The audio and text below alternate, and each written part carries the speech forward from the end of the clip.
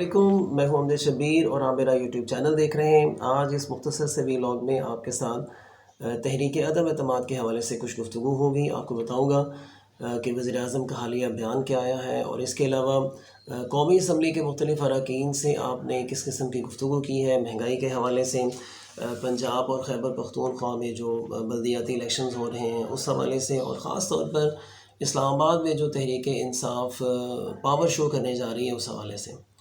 दूसरे नंबर पे आपको बताऊंगा कि अपोजिशन का इस वक्त क्या कॉन्फिडेंस है और उन्होंने क्या एक बहुत बड़ा ऐलान किया है, इस हवाले से आपको बताऊंगा। और फिर फ्लोर क्रॉसिंग के हवाले से मुख्तसर जायज़ा लेंगे कि अगर तहरीक अदम एतमाद के दौरान फ्लोर क्रॉसिंग होती है, यानी PTI के कुछ अरकान जो हैं वो इमरान खान साहब को एतमाद का वोट नहीं देते बल्कि दूसरी तरफ दे देते हैं, तो इस हवाले से क्या मामलात होंगे और हुकूमत इस हवाले से किन शकों को शुबहात का शिकार है, किन टेंशन्स का शिकार है, वो आपसे डिस्कस करेंगे।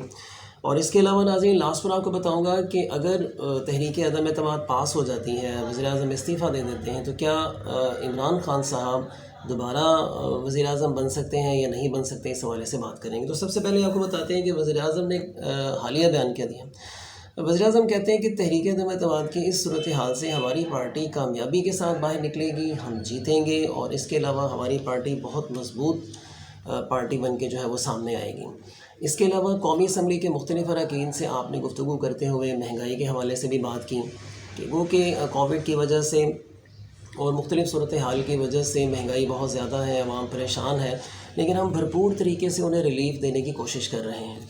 इसके अलावा उन्होंने कौमी असम्बली के मुख्तलिफ़ अरकान से बात करते हुए उनसे कहा कि आप पंजाब और खैबर पख्तूनख्वा के जो हमारे कारकुन हैं उनको मुतहर्रिक करें ताकि हम जो बल्दियाती इलेक्शंस होने जा रहे हैं उनमें हम कामयाबी के साथ सामने आएँ। यानी हमारे साथ वो सलूक नहीं होना चाहिए जो इससे पहले खैबर पख्तूनख्वा में हो चुका होगा।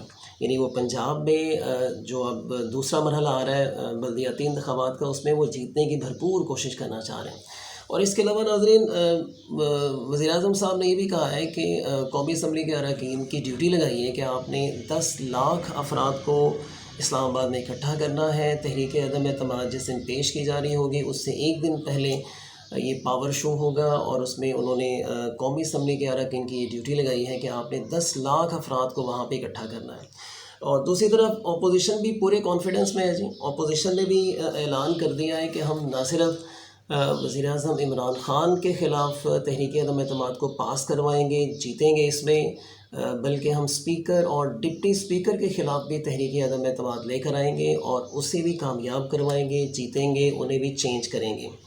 तो नाज़रीन अपोजिशन भी दूसरी तरफ बहुत कॉन्फिडेंट है। मुख्तलिफ़ लोगों से उनकी मुलाकातें चल रही हैं, तरीन ग्रुप से उनकी मुलाकातें हो रही हैं, अलीम ख़ान ग्रुप से उनकी मुलाकातें हो रही हैं, और इसके अलावा हुकूमत के जो इत्तेहादी हैं उनके साथ वो भरपूर तरीके से मिल रहे हैं। और अगर उनकी बॉडी लैंग्वेज को देखा जाए तो वो बहुत ही कॉन्फिडेंट है। नाज़रीन मुकाबला 50-50 चल रहा है मेरे हिसाब से। अब देखते हैं कि क्या होता है। जिस दिन तहरीक अदम एतमाद को कौमी असम्बली में पेश किया जाएगा, पेश तो खैर हो चुकी हुई है, यानी जब उस पर अमल दरामद की बारी आएगी, जिस दिन आएगी उस दिन नाज़रीन देखने वाला दिन होगा। इसके अलावा आपको बताते हैं कि फ्लोर क्रॉसिंग क्या होती है। नाज़रीन फ्लोर क्रॉसिंग का मतलब ये होता है कि PTI के कुछ अरकान या किसी भी जमात के अरकान अपनी पार्टी की पॉलिसी के अगेंस्ट जाकर किसी दूसरी पार्टी के हक़ में जो है वो वोट कास्ट कर देते हैं। इसे फ्लोर क्रॉसिंग कहा जाता है। तो हुकूमत को इस हवाले से भी थोड़ी परेशानी है कि हमारे कुछ अरकान जो है वो दूसरी तरफ यानी अदम एतमाद की तरफ यानी वज़ीर-ए-आज़म के ख़िलाफ़ जो है वो वोट कास्ट कर सकते हैं। लिहाजा उन्होंने भी एक अपनी पॉलिसी बनाई है कि जिस दिन तहरीक अदम एतमाद पर जो है वो वोटिंग होगी तो हमारा कोई भी बंदा वहाँ नहीं पहुँचना चाहिए। इस हवाले से वो अपने अरकान कौमी असम्बली पर दबाव भी डाल रहे हैं कि उस दिन आप में से कोई बंदा भी वहाँ प्रेजेंट नहीं होगा। नाज़रीन आपको बात बताता चलूँ कि आइन में किसी किस्म का ये कोई जो है वो इख्तियार नहीं है वज़ीर-ए-आज़म के पास या किसी भी पार्टी सरबराह के पास कि वो अपने अरकान को कौमी असम्बली के इजलास से रोकें। लेकिन एनीवेज़ देखते हैं कि हुकूमत इस हवाले से क्या मज़ीद इक़दामात करती है। अलबत्ता फ्लोर क्रॉसिंग के हवाले से हुकूमत जो है वो बहुत परेशान है। और दूसरी तरफ अगर फ्लोर क्रॉसिंग हो जाती है, यानी PTI के अगर कुछ अरकान जो है वो अपोजिशन की तरफ वोट कास्ट कर देते हैं, तो वोट कास्ट करने के बाद फ्लोर क्रॉसिंग का जो कानून है वो हरकत में आता है। और फ्लोर क्रॉसिंग के कानून को हरकत में आने के बाद भी तकरीबन 5 माह लगेंगे उस जो कारकुन है या वो जो پارلیمنٹ کا رکن ہے اس کو نااہل قرار دینے میں، اس کی نشست کو خالی کرنے میں بھی تقریباً 5 سے 6 مہینے لگیں گے۔ حکومت نے بھی اپنی پالیسی اس حوالے سے بنائی ہوئی ہے۔ ناظرین، اب آپ کو اس سوال کا جواب دیتا ہوں کہ اگر تحریک عدم اعتماد کامیاب ہو جاتی ہے، یعنی عمران خان صاحب کو استعفیٰ دے کے گھر جانا پڑتا ہے، تو کیا عمران خان صاحب دوبارہ سے وزیر اعظم منتخب ہو سکتے ہیں یا نہیں ہو سکتے؟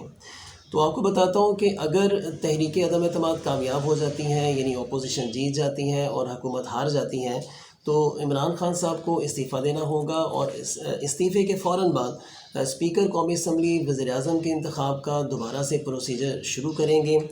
اور اگر پی ٹی آئی جماعت عمران خان صاحب کو دوبارہ وزیر اعظم کے الیکشن کے لیے منتخب کرتی ہے اور عمران خان صاحب پھر سے 172 اراکین کی حمایت حاصل کر لیتے ہیں، تو ناظرین وہ دوبارہ سے وزیر اعظم بن سکتے ہیں۔ تو یہ تھی کچھ تحریک عدم اعتماد کے حوالے سے موجودہ مختصر سی صورتحال میں نے آپ کے ساتھ شیئر کی ہے۔ ناظرین، اس کے علاوہ اگر کچھ مزید اپڈیٹس ملیں گی تو آپ سے لازمی شیئر کروں گا۔ اپنا بہت سارا خیال رکھیے گا۔ اللہ حافظ۔